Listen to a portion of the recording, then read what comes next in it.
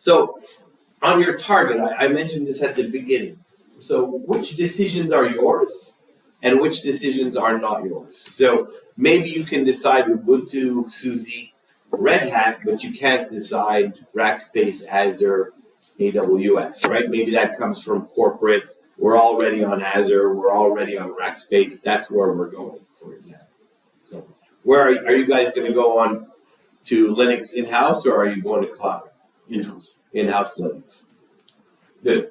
And then server specs, right? So are you going to decide which CPUs and how much memory and which disk space, or you're going to go to the administrator, the SAN administrator, and say, I need 100 gigs. Then you go to the VMware administrator and you say, I need a server with 4 CPUs and 64 gigs of RAM. How fast are they? How fast are they compared to what you had before? So it's always that play. And again, I go back to the thing is you want to trend all this data from before, because then you can compare the new system to the old system, right? And before you go live, if you already benchmark the new system and it's slower than the old system, then you know you've got a problem before you've started.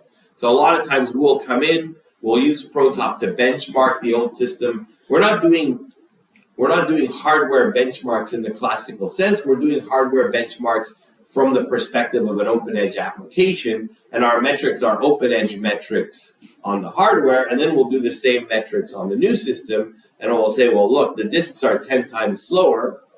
Doesn't make sense. There's a configuration issue, or they put you on, I don't know, some old SAN, or it could be anything. But at least you know, again, before you begin that migration process. Good. And then how much do you want to change?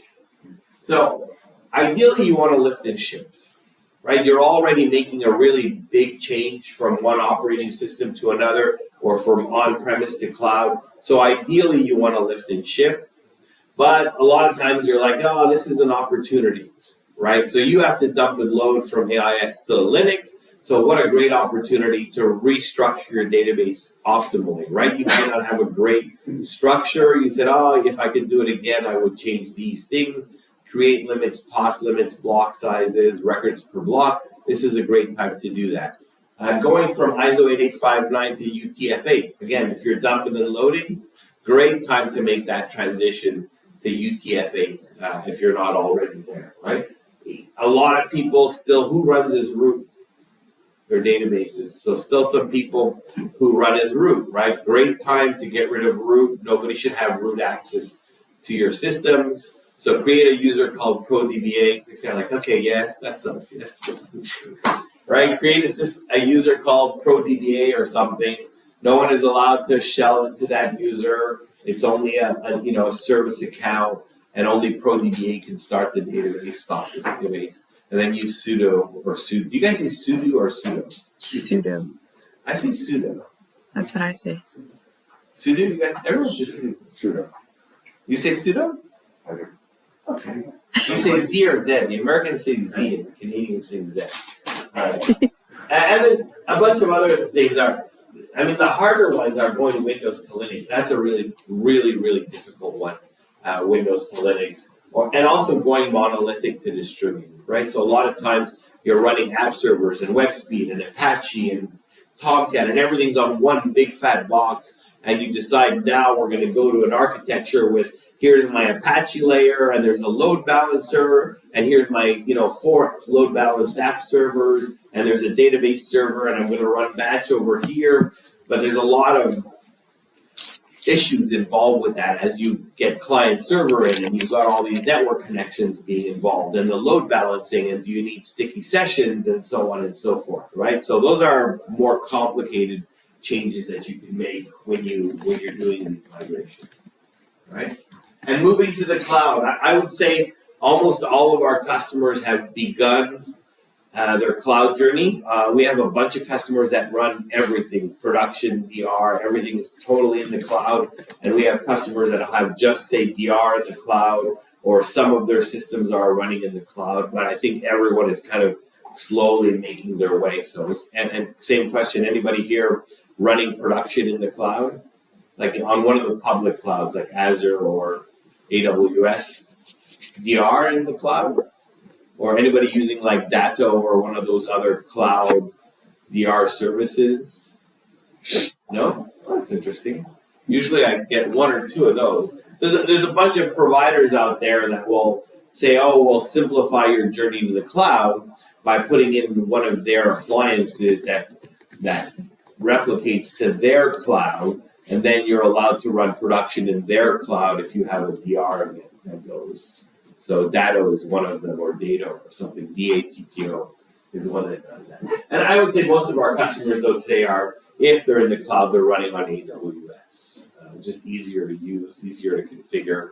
I don't know if anybody's used Azure online. It's complicated. All right, next. And virtualization. So who's on bare metal? Is anybody running on bare metal today? Virtualized? Everyone's virtualized? Everyone's pretty much virtualized. Anybody running on Hyper-V?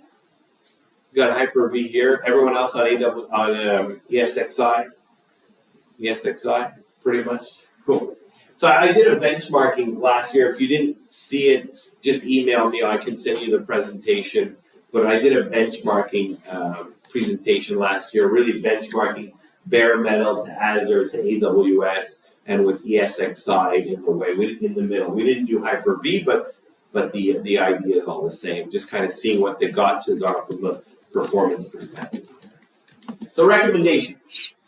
Questions before I continue?